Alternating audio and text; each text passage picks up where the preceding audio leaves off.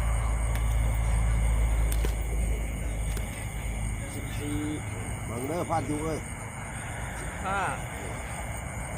พาดอยู่พาดคอด 16 17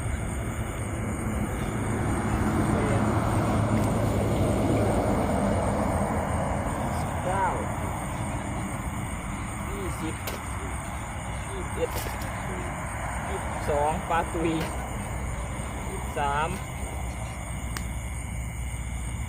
24 25ปลาขิงน้อย26 27 ตัวครับ พาดอยู่ดูนะพาดอยู่ 7 ตัวรอบแรกครับรอบแรกผลงานรอบแรก พาดอยู่เสด็จมาดูนะ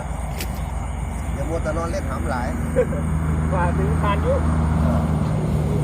หมาน ดู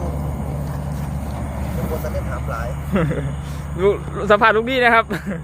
ฝากถึงพานยุ อย่ามัวแต่นอนเล่นหามหลายเสด็จมาดูหน่อย